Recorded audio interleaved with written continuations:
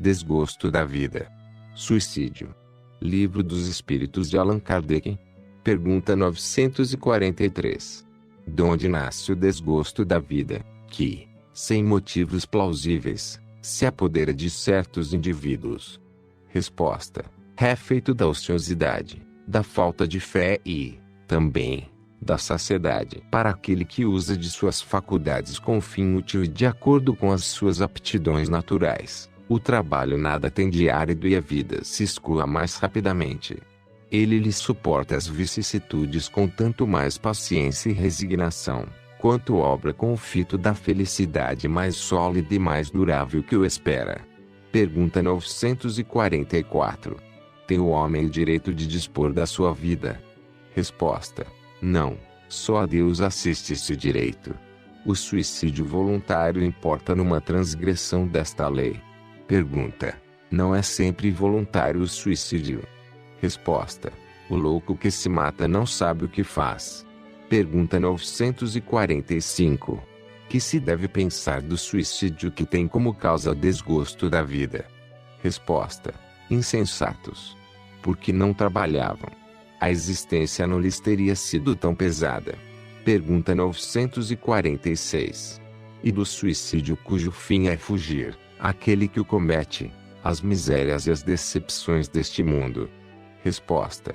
Pobres espíritos, que não têm a coragem de suportar as misérias da existência. Deus ajuda aos que sofrem e não aos que carecem de energia e de coragem. As tribulações da vida são provas ou expiações. Felizes os que as suportam sem se queixar, porque serão recompensados. Aí, porém, daqueles que esperam a salvação do que, na sua impiedade, chamam acaso, ou fortuna. O acaso, ou a fortuna, para me servir da linguagem deles, podem, com efeito, favorecê-los por um momento, mas para lhes fazer sentir mais tarde, cruelmente, a vacuidade dessas palavras. Pergunta. Os que hajam conduzido o desgraçado a esse ato de desespero sofrerão as consequências de tal proceder? Resposta. Ó! Esses, ai deles! Responderão como por um assassínio. Pergunta 947. Pode ser considerado suicida aquele que, a braços com a maior penuria, se deixa morrer de fome? Resposta. É um suicídio, mas os que lhe foram causa, ou que teriam podido impedi-lo, são mais culpados do que ele, a quem a indulgência espera. Todavia, não penseis que seja totalmente absolvido, se lhe faltaram firmeza e perseverança e se não usou de toda a sua inteligência para sair do atoleiro. Ai dele, sobretudo, se o seu desespero nasce do orgulho. Quero dizer, se for quais homens em quem o orgulho anula os recursos da inteligência, que corariam de dever a existência ao trabalho de suas mãos e que preferem morrer de fome a renunciar ao que chamam sua posição social. Não haverá 1000 vezes mais grandeza e dignidade em lutar contra a adversidade, em afrontar a crítica de um mundo fútil e egoísta, que só tem boa vontade para com aqueles a quem nada falta e que vos volta as costas assim precisais dele. Sacrificar a vida à consideração desse mundo é estrutícia, porquanto ele a isso nenhum apreço dá. Pergunta 948. É tão reprovável, como o que tem por causa desespero, o suicídio daquele que procura escapar à vergonha de uma ação má? Resposta. O suicídio não apaga a falta. Ao contrário, em vez de uma, haverá duas. Quando se teve a coragem de praticar o mal, é preciso ter-se a de lhe sofrer as consequências. Deus, que julga, pode, conforme a causa, abrandar os rigores de sua justiça. Pergunta 949.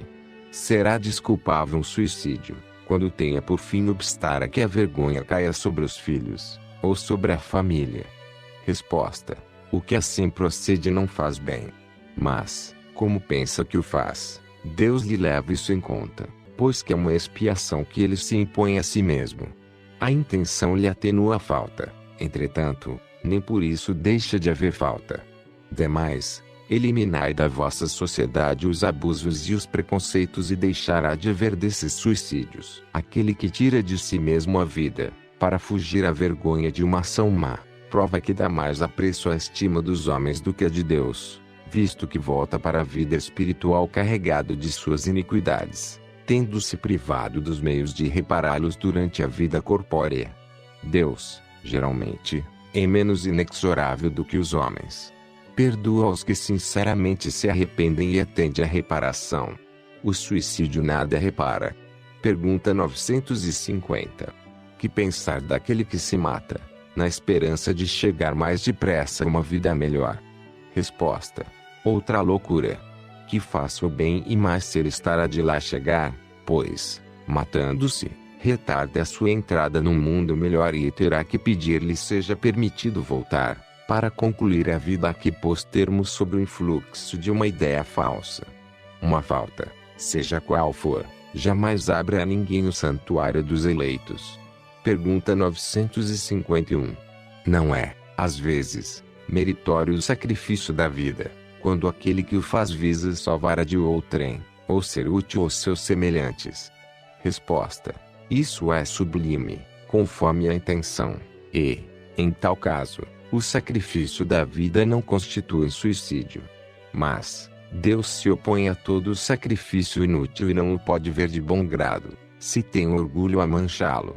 Só um desinteresse torna meritório o sacrifício e, não raro, quem o faz guarda oculto um pensamento, que lhe diminui o valor aos olhos de Deus. Todo sacrifício que o homem faça à custa da sua própria felicidade é um ato soberanamente meritório aos olhos de Deus, porque resulta da prática da lei de caridade. Ora, sendo a vida o bem terreno a que maior apreço dá ao homem, não comete atentado que a ela renuncia pelo bem de seus semelhantes, cumprir um sacrifício. Mas, antes de cumprir, deve refletir sobre se sua vida não será mais útil do que sua morte. Pergunta 952.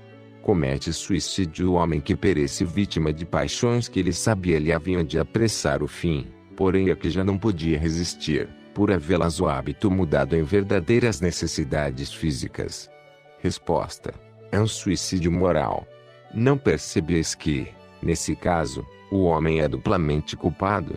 Há nele então falta de coragem e bestialidade, acrescidas do esquecimento de Deus. Será mais, ou menos, culpado do que o que tira a si mesmo a vida por desespero. É mais culpado, porque tem tempo de refletir sobre o seu suicídio. Naquele que o faz instantaneamente, há, muitas vezes, uma espécie de desvairamento, que alguma coisa atenda à loucura. O outro será muito mais punido. Por isso que as penas são proporcionadas sempre à consciência que o culpado tem das faltas que comete. Pergunta 953. Quando uma pessoa vê diante de si um fim inevitável e horrível, será culpada a se abreviar de alguns instantes os seus sofrimentos, apressando voluntariamente sua morte? Resposta: é sempre culpado aquele que não aguarda o termo que Deus lhe marcou para a existência. E quem poderá estar certo de que, malgrado as aparências, esse termo tenha chegado, de que um socorro inesperado não venha no último momento? Pergunta: concebe-se que, nas circunstâncias ordinárias, o suicídio seja condenável, mas estamos figurando o caso em que a morte é inevitável e em que a vida só é encurtada de alguns instantes. Resposta: é sempre uma falta de resignação e de submissão à vontade do Criador. Pergunta: quais, nesse caso, as consequências de tal ato? Resposta: uma expiação proporcionada, como sempre, à gravidade da falta, de acordo com as circunstâncias. Pergunta 954. Será condenável uma imprudência que compromete a vida sem necessidade? Resposta: não há culpabilidade, em não havendo intenção, ou consciência perfeita da prática do mal. Pergunta 955. Podem ser consideradas suicidas e sofrem as consequências de um suicídio as mulheres que, em certos países, se queimam voluntariamente sobre os corpos dos maridos? Resposta: obedecem a um preconceito e, muitas vezes, mais à força do que por vontade, julgam cumprir um dever e esse não é o caráter do suicídio.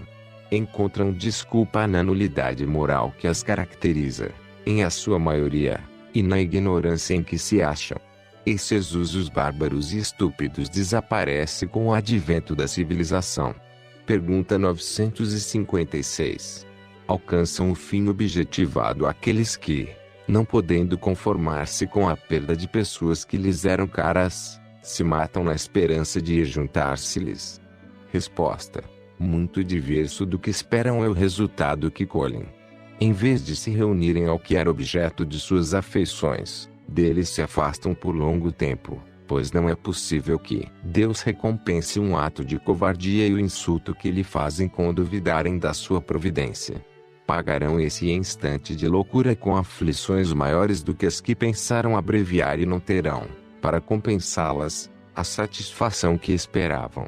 Veja a pergunta 934 e seguintes. Pergunta 957. Quais, em geral, com relação ao estado do espírito, as consequências do suicídio? Resposta: muito diversas são as consequências do suicídio. Não apenas determinadas e, em todos os casos, correspondem sempre às causas que o produziram. Há, porém, uma consequência que o suicida não pode escapar, é o desapontamento.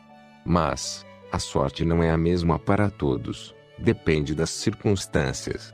Alguns espiam a falta imediatamente, outros em nova existência, que será pior do que aquela cujo curso interromperam. A observação, realmente, mostra que os efeitos do suicídio não são idênticos. Alguns há, porém, comuns a todos os casos de morte violenta e que são a consequência da interrupção brusca da vida. Há, primeiro, a persistência mais prolongada e tenaz do laço que une o espírito ao corpo, por estar quase sempre esse laço na plenitude da sua força no momento em que é partido, ao passo que, no caso de morte natural, ele se enfraquece gradualmente e muitas vezes se desfaz antes que a vida se haja extinguido completamente. As consequências deste estado de coisas são o prolongamento da perturbação espiritual, seguindo-se a ilusão em que, durante mais ou menos tempo, o espírito se conserva de que ainda pertence ao número dos vivos.